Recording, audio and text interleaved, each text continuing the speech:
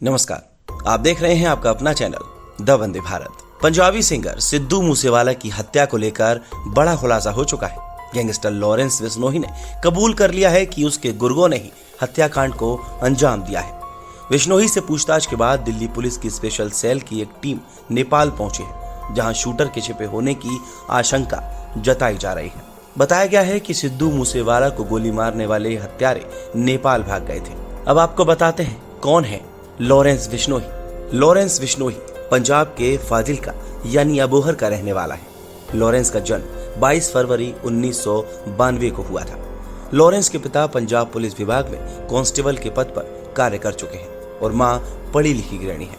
Lawrence नाम उसकी मां ने रखा क्योंकि वह जब पैदा हुआ तो एकदम दूध की तरह सफेद था और लॉरेंस क्रिश्चियन नाम है, जिसका मतलब होता है सफेद चमकने वाला। बचपन से ही बहुत ही स्मार्ट और खेल में बहुत रुचि रखता था। घर वालों को लगता था कि खेल की दुनिया में ये हमारा नाम कमाएगा, पर किसे पता था कि बेटा जुर्म की दुनिया में शामिल होकर नाम डुबा देगा। करोड़ों की संपत्ति होने पर पिता ने बेटे के बचपन से हर शौक पूरे किए। लॉरेंस बिश्नोई कौन है, वह कैसे इतना बड़ा गैंगस्टर बना, ये आगे आपको इस वीडियो में पता चलेगा। बचपन की पढ़ाई फजिल्का में हुई। उसके बाद कॉलेज की पढ़ाई करने लॉरेंस चंडीगढ़ आया, जहां उसने डीएवी कॉलेज में अपना दाखिला लिया, जहां से उसकी एंट्री जुर्म की दुनिया में हो गई। लॉरेंस की पर्सनैलिटी अच्छी थी, दिखने में वह स्मार्ट था और साथ में पैसे वाला भी, इसलिए दोस्तों ने उसे चुनाव लड़ने के लिए प्रेरित किया। लॉरेंस ने चुनाव लड़ने के लिए एक संगठन बनाया जिसका नाम student organisation of Punjab university रखा। इसी के बैनर तले उसने छात्र संघ का चुनाव लड़ा। जीतने के लिए उसने बहुत मेहनत की, पर वह चुनाव हार गया। उसे अपनी हार बर्दाश्त नहीं हुई, जिसके बाद उसने एक रिवॉल्वर खरीद ली और अपनी हार का बदला लेने के लिए चुनाव जीतने वाली टीम से लड़ने का इरादा बना लिया। साल 2011 में लॉरेंस का सामना जब उदय ग्रुप, जो कि चुनाव में जीती थी, उससे हुआ और दोनों में जब भिड़ंत हुई तो लॉरेंस ने फायरिंग कर दी और मामला पुलिस तक पहुंचा। इसी गुटबाजी के चलते उस पर पहला केस दर्ज हुआ। इसके बाद उसने दूसरे ग्रुप को सबक सिखाने के लिए एक बड़े गैंगस्टर के साथ हाथ मिलाया। अब तक लॉरेंस पर करीब 50 केस दर्ज हो चुके हैं। लॉरेंस बिश्नोई ने जिस बड़े गैंगस्टर से हाथ मिलाया था उसका नाम है जग्गू भगवानपुरी। ये कुख्यात गैंगस्टर है और कहा जाता है कि लॉरेंस का गुरु जग्गू भगवानपुरी है, जिसने उसे जुर्म की दुनिया के सारे पैतरे सिखाए। जग्गू पंजाब के भगवानपुर का रहने वाला है और देश के अमीर गैंगस्टर में इसका नाम शुमार है। ये भी तिहाड़ जेल में बंद है। अपने टाइम पर पंजाब की राजनीति और अपराध की दुनिया में जग्गू के नाम से ही कई काम हो जाते थे। कुछ साल पहले ये पकड़ा गया और उसके पास लगभग 2 करोड़ के हथियार बरामद हुए। लॉरेंस बिश्नोई के पीछे कई सारे गैंगस्टर के चेहरे छिपे हुए हैं। पैसे से पावर कैसे हासिल की जाती है, ये कला उसने जग्गू से सीखी और भी दूसरे गैंगस्टर से जुड़कर उसने हथियार के दम से उगाही करने का नेटवर्क पूरे देश में फैला लिया। इसी कारण से वे आज जेल में रहते हुए भी देश में अपने फैले हुए नेटवर्क के दम पर गुंडागर्दी कर रहा है। कई शहरों में उसके शार्प शूटर तैनात रहते हैं, जो बस इशारा होने पर काम को अंजाम दे देते हैं। जेल में रहते हुए भी वह बड़े बड़े कामों को अंजाम दे रहा है, वैसे ही अंजाम जैसे वे बाहर रहकर करता था। जेल में रहकर भी लॉरेंस के अपराध करने में कमी नहीं आई।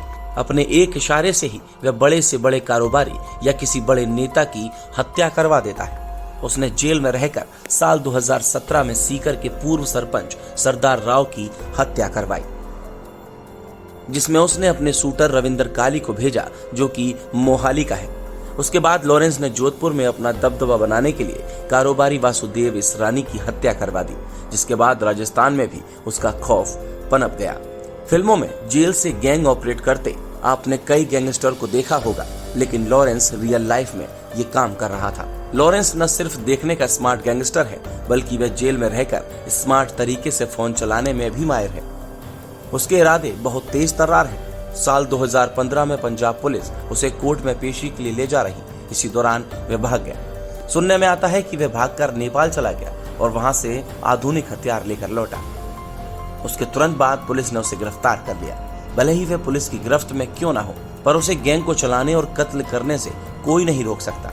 वो फोन से ही सारी चीजों को अंजाम देता है, व्हाट्सएप के जरिए सुपारी लेता है, जेल में जिम करता है, जिसकी फोटो फेसबुक पर अपलोड भी हुई है। सलमान खान को जान से मारने की धमकी भी दे चुका है लॉरेंस बिश्नोई।